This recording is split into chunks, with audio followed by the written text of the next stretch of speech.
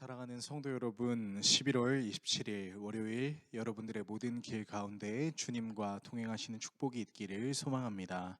오늘 우리가 함께 묵상하실 하나님 말씀은 디모데전서 4장 1절에서 5절의 말씀입니다.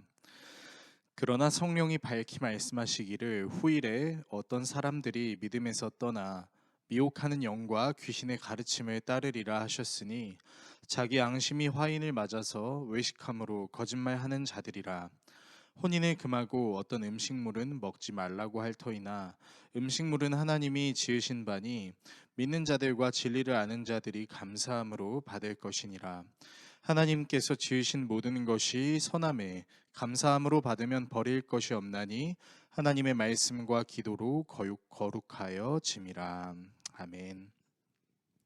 기도하면서 종종 쓰는 단어 중에 하나가 바로 세상이라는 단어입니다. 이 단어가 신앙생활을 하기 어렵게 만드는 환경을 표현할 때 종종 쓰이곤 하죠. 아무래도 세상이 우리에게 줄 수 있는 것들이 좋은 것들이 있기도 하지만 하나님으로부터 멀어지게 만드는 요소들도 가지고 있기 때문에, 그리고 그 환경 속에서 살다 보면 자연스레 신앙생활을 하는 것이 쉽지 않음을 깨닫기 때문에 마치 세상이라는 단어가 부정적으로 느껴지는 경우가 있을 수 있습니다. 하지만 그렇다고 해서 무조건 세상이 악한 것이라고 말할 수는 없습니다. 왜냐하면 세상 속에서도 하나님은 역사하시고 우리가 살고 있는 이 세상이 하나님께서 창조하신 창조물이기 때문입니다. 그렇기 때문에 우리는 이원론적으로 세상은 악하고 천국만 무조건 선하다라고 말할 수는 없습니다. 찬양 중에 내 영혼이 은총 입어라는 찬양이 있는데요. 그 찬양 안에는 이런 가사가 있죠. 내 영혼이 은총을 입어 중한 죄짐을 벗고 보니 슬픔 많은 이 세상도 천국으로 하도다라는 말이 있는 것처럼 말입니다.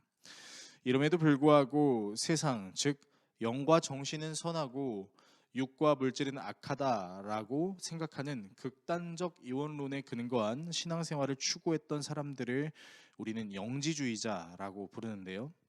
이런 영지주의자들은 육신을 영의 감옥으로 이해했기 때문에 영을 가두고 있는 육신을 제어하고 영을 육신으로부터 해방시키는 과도한 금욕주의와 신비한 비밀 지식을 추구하며 다가올 천국을 위해서는 육식과 결혼을 금하며 현세를 부정하는 삶을 살아야 된다라고 가르치곤 했습니다. 디모데가 목회하고 있었던 당시 상황에도 극단적인 이원론을 포함한 영지주의를 지닌 사람들이 활동하고 있었습니다. 오늘 본문은 그러한 사람들에 대해서 바울이 디모데에게 어떻게 대응해야 할지에 대해서 이야기하고 있습니다. 본문 1절에서 바울은 디모데에게 성령께서 말씀하시기를 후일에 어떤 사람들이 믿음에서 떠나 미혹하는 영과 귀신의 가르침을 따른다라고 합니다. 이 후일이라는 것은 궁극적으로 예수님께서 다시 오시는 그때, 그러니까 마지막 때를 의미하는 것이죠. 그때 미혹하는 영과 귀신의 가르침을 따르는 사람들이 나타난다라고 하는데, 여기서 등장하는 믿음이라는 단어가 도대체 무엇일까요? 바울이 우리에게 말하고자 하는 믿음이라는 것은 미혹하는 영과 귀신의 가르침을 밝혀낼 수 있는, 즉 우리에게 신앙생활을 할 수 있도록 하나님께서 도우신 명백한 어떤 것을 뜻하는 것인데요. 바로 그것은 우리로 하여금 삼위일체 하나님의 살아계심을 깨달을 수 있도록 하나님께서 주신 유일한 특별 계시, 즉 성경을 의미합니다. 성경을 통해서 성부, 성자, 성령, 즉 삼위일체 하나님에 대해서 알 수 있고, 성경을 통해서 세상을 해석하고 성경을 통해 이 세상 속에서 그리스도인으로 어떻게 살아가야 할 수 있을지를 깨달아 나아가는 것이죠. 우리가 하는 찬양과 기도 모두 하나님께서 우리에게 주신 성경을 제대로 읽고 묵상해야 가능한 것입니다. 그러나 성경을 제대로 읽지 않은 채 어떤 미혹하는 영이나 귀신의 가르침을 따르는 사람들의 경우 하나님의 말씀을 제대로 이해하지 못해 왜곡하는 현상이 나타나게 되지요. 본문 3절을 같이 읽겠습니다. 혼인을 금하고 어떤 음식물은 먹지 말라고 할 터이나 음식물은 하나님이 지으신 바니 믿는 자들과 진리를 아는 자들이 감사함으로 받을 것이니라. 혼인은 하나님께서 만드신 원리이고 육식 또한 하나님께서 우리에게 베풀어 주신 은혜입니다. 아담과 하와 둘이 한 몸으로 살도록 허락해 주신 분도 하나님이시고, 이 세상에 있는 모든 만물을 다스릴 수 있는 권한을 주신 분도 하나님이십니다.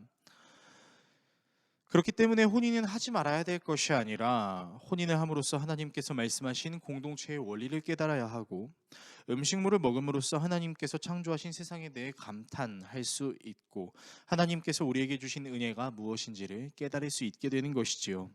그래서 바울은 4절의 말씀을 통해 하나님께서 지으신 모든 것은 선하고 감사함으로 받으면 버릴 것이 없으며 이 모든 것은 하나님의 말씀과 그것을 비롯한 기도로서 거룩할 수 있다라고 하는 것입니다. 오늘의 말씀을 어떻게 우리의 삶에 적용해야 할까요? 사랑하는 성도 여러분, 우리의 신앙은 성경의 말씀을 근거로 하는 것입니다.